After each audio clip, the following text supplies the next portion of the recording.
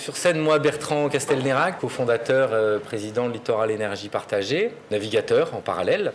Nicolas Godard, ingénieur et directeur technique de la société. Nous, Littoral Énergie Partagée, on a fondé l'entreprise il y a 2 ans. On est basé à Lorient. On regroupe des associés, des partenaires issus de différents domaines de l'énergie et de la course au large, avec donc partenaires publics et privés, puisque par exemple il y a la région Bretagne qui nous soutient par différents dispositifs d'aide, et on est spécialiste de l'autoconsommation et des systèmes autonomes. Donc les bateaux sont des systèmes autonomes en soi. Alors le contexte pour les bateaux dans les ports. Donc aujourd'hui, comme vous savez sûrement, la majorité des bateaux, donc on dit en gros 90%, dorment 90% du temps, ce qui est bien dommage, mais c'est un fait. Pour nous, c'est une opportunité. 20% en moyenne de ces bateaux, dont les relèves qu'on a fait dans les ports, ça passe de 10 à 30% des bateaux sont équipés en production d'énergie renouvelable. 100% d'entre eux sont capables de stocker de l'énergie, donc de façon plus ou moins importante, pour ce dont on va parler après. Et aujourd'hui, donc, il y a un certain nombre de taxes qui doublent. La dernière, là, celle mentionnée ici, a doublé pour 2027. Donc de taxes sur les propulsions thermiques. Et en parallèle, des aides qui commencent à arriver, donc sous forme de certificats d'économie d'énergie pour les moteurs électriques. Donc tout ça, c'est pour vraiment faire cette transition du thermique à l'électrique dans des ports où aujourd'hui le bateau, le plaisancier, a un statut de consommateur seul, pas encore de producteur. C'est bien ce dont on va parler. Pour exemple, dans le port de Carnével, la relève, c'est qu'il y a en gros un parc de production de 60 kg crête environ, réparti entre du solaire et de l'éolien, ce qui fait l'équivalent d'un hameau d'une vingtaine de maisons qui sera en production environ, avec les cartes qu'on dresse pour les ports.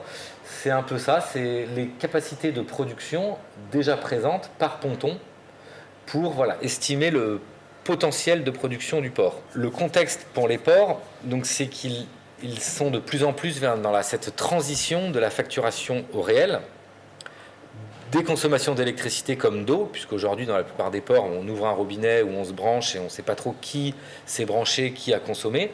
Mais ça, on se doute que ça commence, c'est le début de la fin. Beaucoup de ports font des appels d'offres pour moderniser leurs bornes, les changer. Mais en majorité des cas, il n'y a pas d'identification, pas de comptabilisation individuelle. C'est sur un forfait annuel. Et donc, ça représente encore un risque pour les ports de surconsommation ou de surcoût d'électricité. En parallèle à ça, on sait qu'en France, il y a une douzaine de ports environ seulement qui sont équipés de bornes de recharge rapide.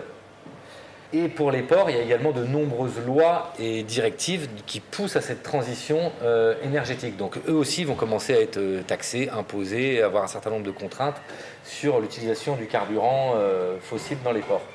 Ici, vous avez une petite image IA qui nous montre ce à quoi ça pourrait ressembler demain. Donc des pontons déjà électrifiés en production, une interface de stockage pour la recharge des bateaux électriques, pour éviter ce problème de charge rapide dans les ports qui risque de surcharger fortement les réseaux. Donc la tendance générale pour les ports et comme pour les plaisanciers, comme pour les bateaux, donc c'est l'électrification des usages. Alors ces usages, ça passe par exemple les outillages portuaires, les travel lifts, qui sont là, c'est celui de La Rochelle qui est électrique maintenant. Le chauffage et le froid, donc que ce soit des chauffages à bord ou les climatisations dans un certain nombre de ports, donc ça c'est très gourmand en énergie, et les propulsions évidemment avec des bateaux solaires, électro-solaires qui commencent à sortir de plus en plus et qui pour nous sont une vraie ressource pour le réseau, un vrai atout pour les ports de demain. C'est là où nous, notre positionnement Littoral Énergie est de donc accompagner cette électrification générale des usages tout en réalisant en même temps au maximum de l'effacement de demande sur le réseau public, pour ne pas surcharger ces réseaux et pas avoir à revoir toute l'infrastructure du port qui n'est pas forcément obsolète pour tous les ports. Donc pour ça, ce dont on va parler, c'est un réseau secondaire en aval du compteur qui comprend des productions en même temps que des consommations. Donc on en vient au fameux concept du boat to grid. Donc c'est quoi le boat to grid ? Pour nous, c'est quand le consommateur devient producteur. C'est d'abord issu de l'automobile, le véhicule to grid, où en gros votre voiture se charge la journée avec des moyens de production d'énergie renouvelable ou avec le réseau. Et la nuit, quand il n'y a plus d'énergie renouvelable eh ben, elle peut renvoyer dans la maison ce qu'elle a pris dans la journée ou le week-end quand elle ne sert pas. C'est vraiment un partage de batterie. Donc le boat to grid pour nous dans les ports, c'est déjà une production d'énergie, ce que ne fait pas forcément une voiture qui est qu'un stockeur, et une injection du surplus qui aura été produit une fois que les batteries sont à 100% en floating. Au lieu que les moyens de production s'arrêtent, cette énergie part dans le ponton, dans le réseau interne du port. Et c'est aussi un stockage commun pour soutenir justement cet effacement de demande du réseau, ce qui permet de maîtriser les coûts d'achat en décalant le soutirage, donc l'achat sur le réseau, en stockant un surplus qui n'aurait pas été produit, et surtout pour nous valoriser des ressources dormantes. Donc ici on a des exemples quand même assez parlants. Enfin là on a des exemples, on a un gros bateau, le Sea Kite, gros producteur, et après voilà, on a des moyens communs comme on peut voir quand on se balade sur les pontons qui peuvent tout à fait se connecter en boat to grid. Donc les avantages pour les plaisanciers en boat to grid, donc là, c'est d'abord l'autonomie énergétique en mer, puisque être producteur d'électricité et avoir une suite d'appareils qui permet d'avoir du 220 volts, Nicolas vous en parlera tout à l'heure, c'est d'abord pour l'autonomie en mer et au port, pour ne plus être dépendant de la production, du réseau public qui est délivré au port. Ici, l'illustration, c'est le bateau de Conrad Coleman que vous avez sûrement vu à Carnével, qui lui a fait déjà 2 Vendée Globe sans une goutte de gasoil et qui du coup est un bon candidat de surplus au port quand le bateau est inactif évidemment. Donc dans ce système boat to grid, il y a naturellement un système de surveillance des batteries qui est automatisé ou piloté manuellement. Donc qui permet de ne plus avoir la mauvaise surprise, on vient en week-end et ça ne démarre pas, les batteries sont vidées, surtout après un long temps d'inaction par exemple. Ce qui peut valoriser aussi le bateau en le modernisant. Donc le côté contribution environnementale, on pourrait dire c'est la base, mais aujourd'hui dans l'équation économique, voilà, c'est très important de le prendre en compte. Et au cas par cas, selon les ports, il peut y avoir des avantages en nature pour les producteurs, donc je dis bien au cas par cas, selon les ports, puisque c'est des choses qui se discutent en direct sur place, en amont bien sûr. Nous, le système donc qu'on propose, que vous pouvez voir déjà, comme on disait, sur le ponton H à Carnével, c'est d'abord une suite d'instruments, donc aujourd'hui c'est majoritairement Victron, une suite d'instruments à bord qui permet d'avoir un courant propre, acceptable par une borne, donc c'est là où on commence le barbarisme, une borne bidirectionnelle, une borne qui est aussi bien capable de délivrer que de recevoir, de charger, de décharger tout ce qu'on branche dessus pour justement faire ce pilotage, cette souplesse, cette flexibilité pour le réseau. Donc c'est un système pour lequel on a déposé une demande de brevet aujourd'hui et dont on pourra vous en donner plus de détails techniques un peu plus tard ou au cas par cas également. Et je vais laisser la place maintenant à Nicolas pour rentrer dans des aspects peut-être un peu plus techniques. Voilà. Oui. Merci Bertrand. Bonjour tout le monde.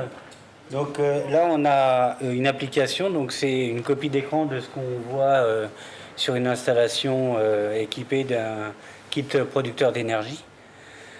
Donc le bateau est équipé d'une éolienne et d'un panneau solaire. Donc l'éolienne produisait au moment où on a fait la photo 35 watts et le panneau solaire produisait 133 watts. La batterie étant chargée, l'énergie était fléchée vers le quai et donc là on voit qu'on produit 263 watts qui est envoyé sur le quai. On a la consommation ici sur le 220, le réseau 220 interne du bateau. Alors que là, c'est le réseau externe qui vient du quai, d'accord ? Et on a ici la consommation en courant continu qui est installée dans le bateau. Donc la plupart des bateaux ont actuellement uniquement une consommation de courant continu ou une consommation de courant alternatif à quai quand ils sont branchés. Mais il y a peu de bateaux qui consomment du courant alternatif en mer. Et donc nous, ce qu'on voudrait favoriser, c'est justement le développement de l'électrification en mer. Donc là, c'est l'exemple du bateau Mai Tai. Donc les objectifs, comme on disait, c'est d'avoir de l'autonomie énergétique en mer. C'est éviter d'avoir à allumer le moteur pour recharger les batteries pour pouvoir naviguer. C'est aussi limiter l'usage des énergies fossiles. Donc limiter l'usage du gaz et du carburant pour faire tourner le moteur. et aussi faciliter la vie à bord. C'est-à-dire que si vous avez besoin de réchauffer un plat ou de vous chauffer de l'eau, ben vous n'avez plus qu'à brancher directement votre appareil électrique. Sur Maïtaï, la production d'énergie est assurée par un panneau de 400 watts et une éolienne de 350 watts. On stocke l'énergie dans 2 batteries 24 volts de 120 ampères-heure chacune, ce qui crée une capacité de stockage de 5,7 kWh. Donc l'avantage, c'est qu'on a du 220 à bord, même en mer. On favorise l'autoconsommation au port, c'est-à-dire que comme vous produisez de l'énergie, vous le stockez dans les batteries. Si vous avez besoin d'utiliser vos appareils électriques à bord, alors que vous êtes à quai, le système va d'abord privilégier l'énergie que vous avez vous-même produite et stockée dans vos batteries. Ça va limiter ainsi votre consommation d'énergie sur la facture du port. Ensuite, l'autre avantage, c'est la surveillance 24 heures sur 24 en temps réel des batteries. Donc là, ce qu'on a, c'est sur une semaine la consommation et la production du bateau. On a minuit qui est là, et là-bas c'est la fin de la journée. Donc on voit que la nuit, il n'y a pas de production solaire, il y a un petit peu d'énergie éolienne qui est produite. Donc on va puiser dans les batteries et dans l'énergie éolienne.